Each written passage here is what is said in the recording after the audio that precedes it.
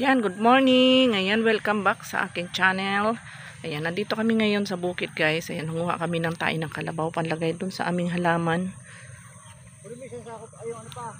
Napakaingay ng bunga nga ng matanda. Ayan. Daldal ng daldal. Ayan, may mga nakuha na siya. Okay, so ang gagawin natin pataba doon sa ating mga halaman doon sa mini farm ni Lexus TV. Follow and share. Ayan, marami na kami nakuha. Dahil ito, maganda raw itong pang pataba sa mga halaman. Ayan. Ito ang tinatawag na mga ginto ng kalabaw. Ginto ng baka. Ayan. Ayun, yung isang baka hinabol ako kanina. Pero yung isa medyo mabait siya. Ayun. Dadalhin ba yung tricycle din eh? Alin ang iwanan? Lumapit ka doon. Ilagay mo muna dito at sumakay ka doon. Mukhang mabait sa mo. Ayun mga idol. Buong nagtataka si inang baka kung ba't kinukuha yung mga tae niya eh. No? Gagawin ko ng pataba sa mga halaman natin to, idol. Ha? Tinatanong ka nga eh. Parang curious eh. Ano kaya ginagawa ng gago na yun doon? Kinukuha yung mga tae ko. Alika, sumakay ka. Lalapit ka nga lang, hindi ka nga sasakay. Ayan, nakapuno na siya ng isang sako. Dati, bumili pa ako niya noong nakaraan, 100 pesos yung isang sako na maliit. Pwede naman pala siyang manguha. Nakatagpo tayo ng mina. Nakatagpo daw siya ng mina. Laki of recognition. 92 oh. Ito na po yung ating Nakatagpo daw siya ng plake. Yung mabait yung isa. Itong isa na tumabait. Di kagaya nung nandun sa kabila. Nangahabol. kunin mo na yung ano. Ayos na to. Tayo. Magaan to.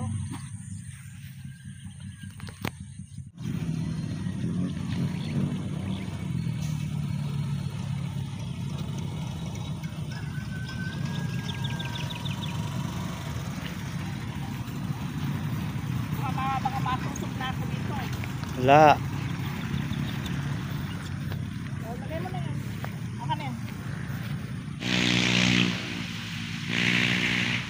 Ayan, marami na kami nakuha.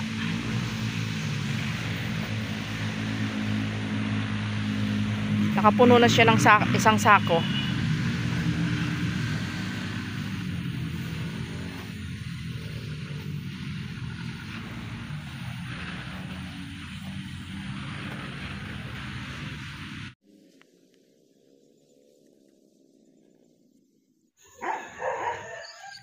Ayan, nandito na kami sa taniman namin. Ayan, dyan mo na siya ilagay. Dyan mo ilagay sa may. Ayan, dito namin sila ilalagay sa aming mga tanim.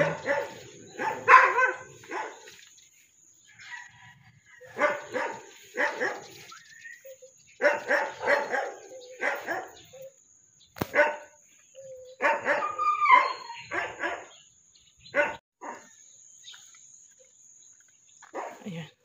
Dito namin ilalagay yung ano, mga ginto ng kalabaw.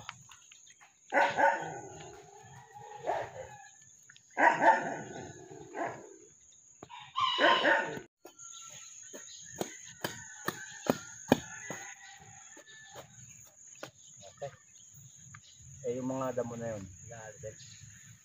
Wag na, maliliit pa naman sa kanilang tanggalin pagka ano.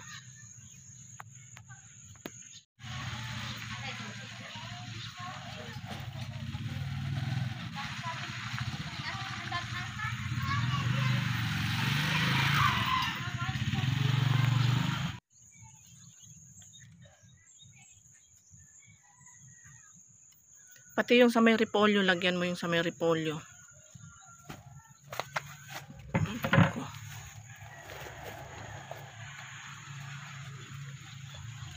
Huwag mong tapunan yung luya. May luya akong tinanim dyan. Ayun, ayun, oh, nakita na nakalusot na. Ilan ba yun? Ayan, basta yung nakalusot na yun, huwag mong tapunan.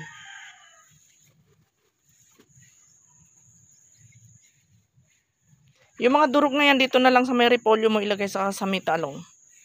Doon. Ayun yung repolyo. Medyo malaki na din siya. Ayan. Tsaka yung opo.